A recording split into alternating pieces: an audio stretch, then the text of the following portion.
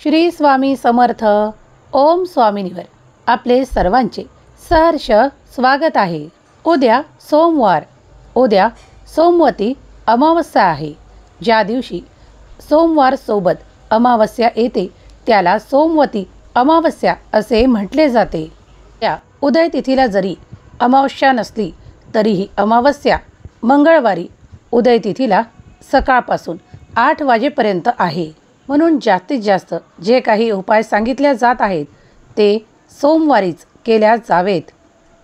ते अमावस्येच्या तिथीवरच होणार आहेत, त्यामुळे ते फलित होतील. आणि सोबतच शनी महाराजांची जयंतीसुद्धा आहे. आवर्जून या दिवशी काही उपाय सांगितले आहेत, ते जर तुम्ही केलेत तर तुमच्या मागचे दारिद्र्य, दुःख, काळजी आणि यातना संपवण्यासाठी तुम्हाला खूप काही उपयोग होणार आहे. या सोमवती अमावस्येसोबतच शनी जयंतीसुद्धा आहे. तेव्हा शनी महाराजांना दर्शन घेण्यासाठी मंदिरात अवश्य जावे. तुम्हाला जर साडेसाती असेल, पनवती असेल किंवा काही मानसिक त्रास असतील तर आवर्जून शनी महाराजांच्या मंदिरात जाऊन दर्शन तरी अवश्य घ्यावे. त्यामुळे कित्येक त्रास कमी होण्यास मदत होते. सोमवती अमावस्या असल्या कारणाने सर्वप्रथम उठल्यावर स्नान वगैरे आटोपल्यावर सूर्यदेवांना अर्घ्य द्यावा. या दिवशी आवर्जून घरातली जाळी जळमटं काढावीत. घर स्वच्छ करावे, पुसून घ्यावे आणि पुसण्याच्या पाण्यात खडे मीठ, गोमूत्र, हळदी आणि थोडे गंगाजल टाकावे. त्याचप्रमाणे आपल्या चौकटीची स्वच्छ पुसून उंबरठ्याची पूजा अवश्य करावी. हळदीचे लेपन तुम्हाला सांगितलेच आहे. त्याप्रमाणे हळदी घेऊन त्यात थोडे पाणी, गंगाजल आणि गोमूत्र टाकून त्याचे लेपन मुख्य दरवाजाच्या उंबरठ्यावर करावे. त्यामुळे लक्ष्मी आकर्षित होते. जे काही नकोसे त्रास आहेत ते निघून जाण्यासाठी, थांबण्यासाठी हा प्रयोग अत्यंत लाभप्रद आहे. ज्याप्रमाणे अमावस्येचे उपाय केले जातात त्याचप्रमाणे प्रत्येक अमावस्येला पितृंच्या आशीर्वाद प्राप्तीसाठी जे काही उपाय केले जातात तेही महत्त्वपूर्ण आहेत. कारण त्यांची कृपा असल्याशिवाय आपण आयुष्यात पुढे जाऊ शकत नाही. जितके देवाचे आशीर्वाद महत्त्वाचे आहेत, माता लक्ष्मीचे आशीर्वाद महत्त्वाचे आहेत, त्याचप्रमाणे आपल्या पितृदेवतांचे आशीर्वाद आपल्यासाठी महत्त्वपूर्ण आहेत. अमावस्या असल्या कारणाने सकाळी उठल्यानंतर, आंघोळ आटोपल्यानंतर दक्षिण दिशेकडे तोंड करून पितृस्तुती वाचावी, म्हणावी. यामुळे कितीही पितृदोष असले तरीही तुम्हाला ते सहज काढून टाकण्यात मदत अवश्य मिळते. पितृदेवतांच्या नावाने याच दिवशी संध्याकाळच्या वेळेस घराच्या बाहेर मोहरीच्या तेलाचा दिवा अवश्य लावावा. हे देखील तुमच्या पितृंचा आशीर्वाद तुमच्या जीवनात आकर्षित करते. त्यासोबत सोमवती अमावस्या आहे, सोबतच शनी जयंतीसुद्धा आहे. काल भैरव अष्टक हे वाचल्याच गेले पाहिजे. घरात संध्याकाळच्या वेळेस दिवाबत्ती झाल्यानंतर हे आवर्जून वाचा. यामुळे तुमच्या घरातील इडापिडा बाहेर निघेल आणि तुम्हाला सुखाचा अनुभव येऊ लागेल. आपले सुख वाढवण्यासाठी प्रत्येकजण प्रयत्न करतो. त्यात अधिक भर पाडण्यासाठी तुम्ही कालभैरव अष्टक पठण अवश्य करा. त्याचे शुभफळ तुम्हाला प्राप्त होतील. ही सेवा करत असताना मनोभावे देवाला प्रार्थना करा की घरातील कटकट, संघर्ष आणि ताप, संताप सर्व काही हरण करा.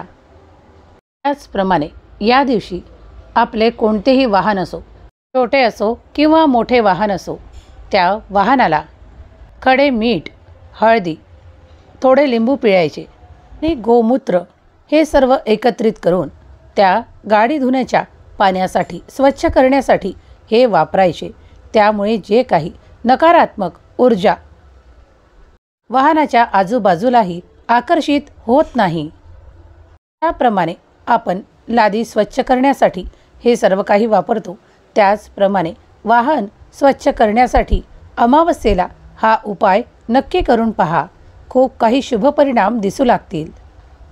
ज्याप्रमाणे आपण काही हे उपाय जसे घरातल्या फरशी पुसण्यासाठी वापरतो आणि त्याचप्रमाणे वाहनासाठी वापरू शकतो, यामुळे सकारात्मक परिणाम दिसू लागतात.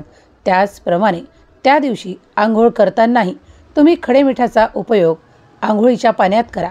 काळे तीळसुद्धा टाका, कारण एक सोबत त्या दिवशी शनी जयंतीही आली आहे. तुम्ही तुमच्यातील नकारात्मकता ऊर्जा निघून जाण्यासाठी हा उपाय अवश्य करू शकता. हे उपाय छोटे वाटत असले तरीही परिणामकारक आहेत. कधीकधी आपल्या आजूबाजूला असणारे लोकच आपल्यावर खूप काही ईर्ष्याभाव ठेवत असतात. कुणाची घरावर नजर असते तर कुणाच्या वाहनांवर नजर असते. त्यामुळे हे केल्याने तुम्ही अत्यंत लाभप्रद अनुभव पाहाल.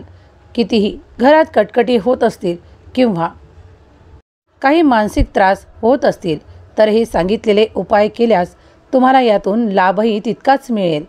त्याच दिवशी एक सोबत सोमवती अमावस्या, शनी महाराजांची जयंती एक सोबत आल्या कारणाने त्या दिवशी जर तुम्ही काही दानधर्म केलेत तर तेही फलित होतील. सोमवती अमावस्या असल्या कारणाने देवाधिदेव महादेवाच्या मंदिरात जाऊन श्रद्धा भक्तीने महादेवांना जल अर्पित करा. त्या जलात बेलपत्र आणि 5 इतर झाडांची पत्र टाकून ते महादेवांना जल समर्पित करा आणि महादेवाच्या मंदिरातील चौकटीवर सुद्धा उरलेले थोडे जल समर्पित करा. यामुळे तुम्ही देवाधिदेव महादेवांचे आशीर्वाद आकर्षित कराल. तुमच्या वैवाहिक जीवनातील अडीअडचणी, दुःख, त्रास, क्लेश दूर करण्यासाठी हा उपाय आवर्जून करा. त्याचा योग खूप दुर्मिळ योग आहे, कारण एक सोबत सोमवती अमावस्या आणि शनी जयंती एक सोबत आल्या कारणाने हा एक दुर्मिळ योग जुळून आला आहे. याचे महत्त्व अत्यंत शुभ फळ देणारे आहे. जर तुम्ही मनापासून देवाधिदेव महादेवांची पूजा अर्चना करत असाल तर सोबत माता पार्वतीला प्रार्थना करा तुमच्या सुखांसाठी, तुमच्या वैवाहिक जीवनासाठी. त्याचप्रमाणे पितृदेवतांसाठी तुम्ही या दिवशी भाताचा नैवेद्यही दाखवू शकता. त्यावेळेस तुम्हाला काही असे अनुभव येऊ लागतात की काही मनाप्रमाणे घडत नाही. काही वाईट ऊर्जा तुम्हाला त्रास देत असतात, ज्या तुमच्या मनाप्रमाणे काही घडू देत नाही. तर हे उपाय केल्यास तुम्हाला अवश्य याचे लाभ मिळणार आहेत. काही पितृदोष असतील, काही घराण्यात खूप काही त्रास असतील तर ते जाण्यासाठी पिंपल देवताची अवश्य सेवा करा. त्याला संध्याकाळच्या वेळेस जल अर्पण करा आणि तिथे एक मोहरीच्या तेलाचा दिवा लावा. त्यात थोडे काळे तीळ टाका आणि पिंपल देवताला 11, 5, 7 अशा प्रदक्षिणा करा आणि मनोभावे प्रार्थना करा की आमच्या मागची इडापिडा जाऊ दे, सुख, समृद्धी, ऐश्वर्य, आनंद वाढू दे. ज्यांना जीवनात खूप काही त्रास आहेत त्यांनी जर हा उपाय केला तर त्रास हळूहळू नाहीसे होताना दिसून येतील. उद्याच्या या दुर्लभ संयोगाचा आपल्या जीवनासाठी लाभ करून घ्या. हे सांगितलेले उपाय यातील तुम्हाला जे जमत असतील ते करून घ्या आणि आपल्यासाठी लाभ, आशीर्वाद प्राप्त करा. ही माहिती तुम्हाला कशी वाटली ते कमेंट्समध्ये कळवा. श्री स्वामी समर्थ. जय जय स्वामी समर्थ. स्वामी माऊली तुमच्या सर्व काही इच्छा पूर्ण करोत. ओम स्वामिनीवर आपण जो काही वेळ दिला आहे तो आपला सार्थकी लागो. त्यासाठी मनापासून धन्यवाद. ओम स्वामिनीला सर्वप्रथम भेट देत असाल तर लाईक करा, शेअर करा आणि चॅनलवर पहिल्यांदा भेट देत असाल तर चॅनलला सबस्क्राईब करायला विसरू नका. ओम स्वामिनी आपले सहर्ष स्वागत करते. स्वामी माऊली सर्वांचे कल्याण करो ही स्वामी माऊली चरणी प्रार्थना. श्री स्वामी समर्थ. जय जय स्वामी समर्थ.